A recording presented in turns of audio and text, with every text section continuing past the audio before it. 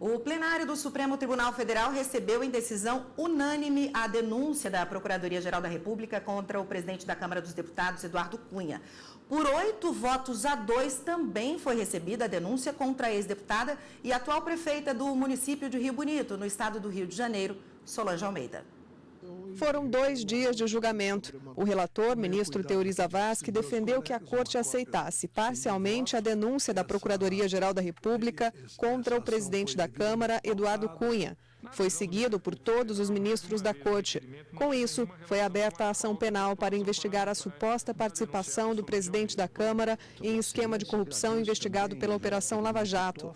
O parlamentar foi acusado de receber propina para intermediar a cobrança de pagamentos ilícitos da empresa de Júlio Camargo, beneficiária de contratos para a compra de navios-sonda pela Petrobras. Corrupção impregnou-se profundamente no tecido e na intimidade de algumas agremiações partidárias e de determinadas instituições estatais, contaminando o aparelho de Estado, transformando-se em método de ação governamental e caracterizando-se como conduta administrativa endêmica. A ex-deputada Solange de Almeida, colega de bancada e aliada de Eduardo Cunha, foi acusada de corrupção passiva.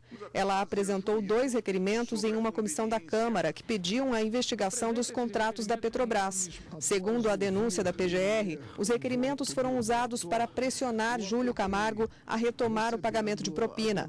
Mas 2 ministros entenderam não haver provas suficientes para a abertura de uma ação penal contra a ex-deputada. Sabemos que não é incomum deputados assinarem em solidariedade a um dado colega, um dado projeto, que depois descobrem contrariar frontalmente até a sua linha filosófico-político de atuação. Tomando os fatos até agora demonstrados, o que retiro deles, por mais provável, é que a então deputada tenha agido na crença de que estava praticando um ato perfeitamente legítimo. Como os outros ministros consideraram que Solange de Almeida supostamente teria colaborado com Cunha, a denúncia foi aceita e agora ela também deve ser investigada pelo crime de corrupção passiva. A meu ver, quanto a esta acusada, estão presentes os requisitos do artigo 41 do Código de Processo Penal para o recebimento da denúncia, porque o Ministério Público, na peça acusatória,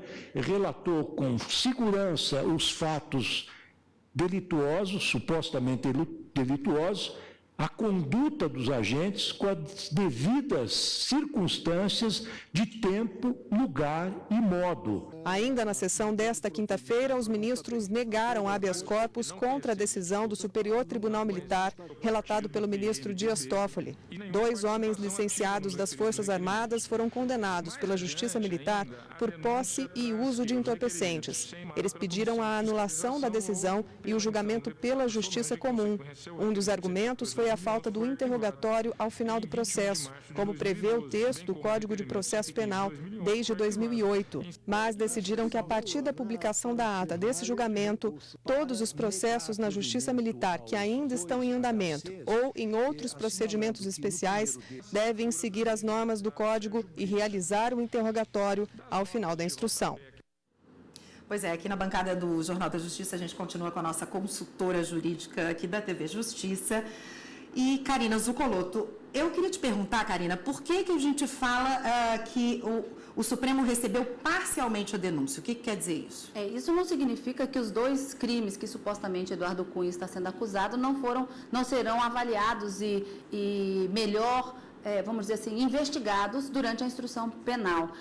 Ele foi acusado de lavagem de dinheiro e de corrupção passiva e esses 2 crimes continuam sendo a base da acusação do Ministério Público. Mas, na verdade, haviam 2 momentos na acusação e na denúncia em que o Supremo Tribunal Federal entendeu que haviam indícios suficientes, elementos de informação suficientes apenas em relação a um determinado período. Então, o Ministério Público disse que nos anos de 2006 e de 2007, o Eduardo Cunha teria, de uma certa forma, participado de um acerto da negociação e de recebimento de propina na contratação dos navios sonda da Petrobras. E para os ministros, neste período, não haviam informações suficientes para o recebimento da denúncia para que ele pudesse responder também por este período aos crimes que o Ministério Público estaria acusando.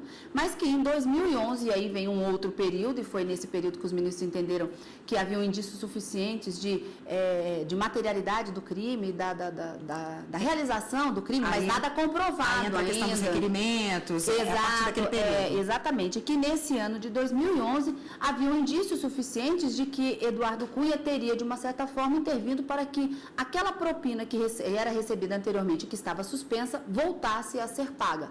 Então, em relação a esse período de 2011, que narra a denúncia, é que os ministros do Supremo vão verificar se efetivamente a conduta de Eduardo Cunha é compatível com a acusação de corrupção passiva e também de lavagem de dinheiro. Tá certo, Karina. Muito obrigada mais uma vez pelos seus esclarecimentos.